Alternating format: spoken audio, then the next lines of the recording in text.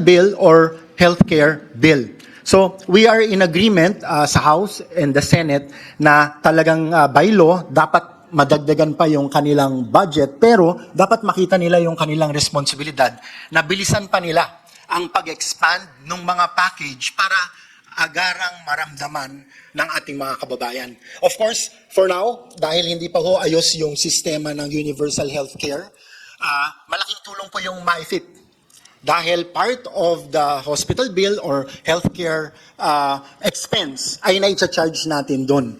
Pero with all these funds going to PhilHealth, I think our people deserve na maging institutionalized na po at malawakan na po kagad o madagdagan na po ang package para konting-konti na lang po yung out of pocket or konting-konti na lang po ang sasaluhin ng zero balance billing ng ating mga DOH and LGU hospitals. So itong responsibilidad na ito dapat ma-emphasize sa leadership ng PhilHealth at ng DOH nang sa ganon ay magawa naman po nila yung responsibilidad nila para sa ating mga membro ng PhilHealth. Maraming salamat, Madam Chair. Thank you very much, Mr. Chair.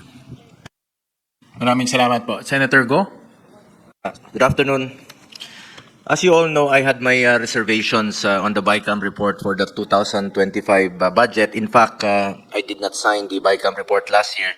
Particularly, I am saddened by the zero budget given to PhilHealth. No? Kumbaga, double whammy po itong nangyari sa PhilHealth. Alam ko po yan dahil 2024 nagkaroon po ako ng 14 hearings including health emergency allowances ng mga healthcare workers.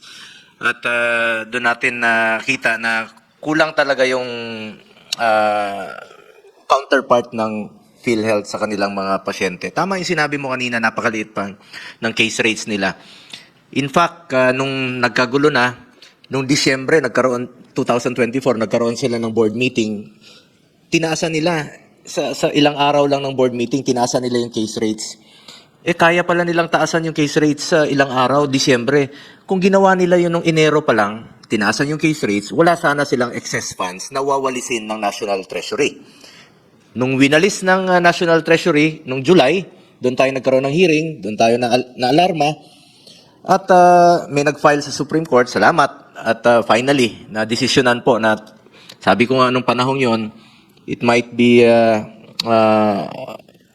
legally acceptable then, but morally unacceptable dahil marami pong pasyenteng naghihirap na walang pambayad sa hospital. Kung kaya nilang taasan yung case rates noong Disyembre, wala silang excess funds, walang kukunin.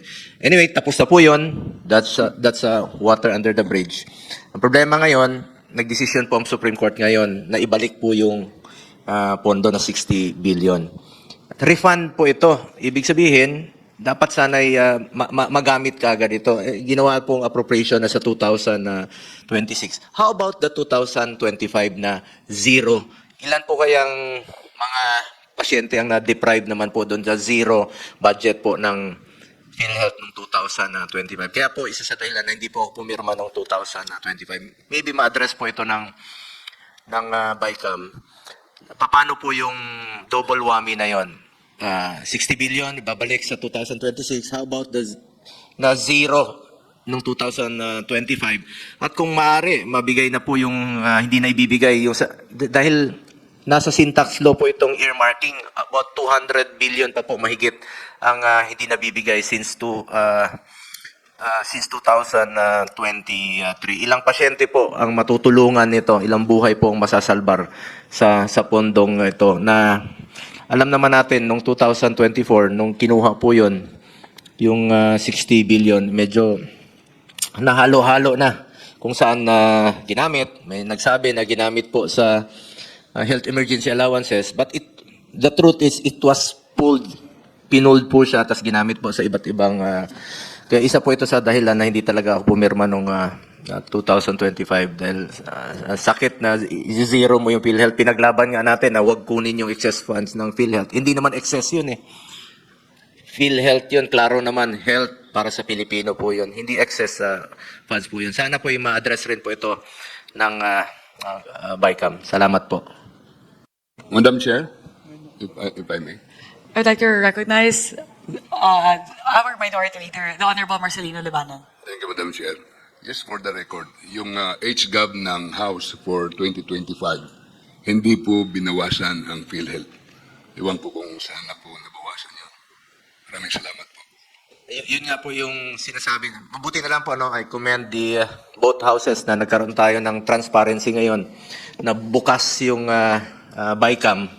Hindi katulad last year na pag bukas ng BICAM, pag hindi na namin alam, tinawag na lang kami, sasara na yung BICAM. So hindi kami pumirma. Ba't kami pipirma? Hindi nga namin alam anong pinag-usapan. Salamat.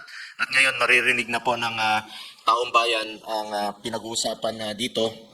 It has been my call for a participative budget process. Dapat talaga involved ang ating mga kababayan sa bawat proseso. Pera po ng taong bayan ang pinag-uusapan dito, kaya dapat alam nila yung anong prosesong ginagawa. This is in line with Section 28, Article 2 of the 1980 Constitution.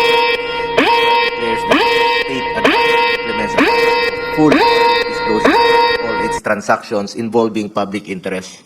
Napakahalaga po yan at Section 7, Article 3 of the Constitution provides that the right of the people to information on matters of public concern shall be recognized. Salamat po. Meron na tayong ino-observe na natin this year po yan. Last year, wala po. Tama po si Congressman Libanan. Sir, tama po kayo na last year may pondo. Paglabas sa BICAM na zero na po. Yun po ang ating ikinalulungkot dahil hindi po kami nakaparticipate po sa BICAM. Opening hanggang pagsasara. Hindi po ako pumirma noon sa BICAM, for the record. Salamat po. All right. Any more opening statements? Kung wala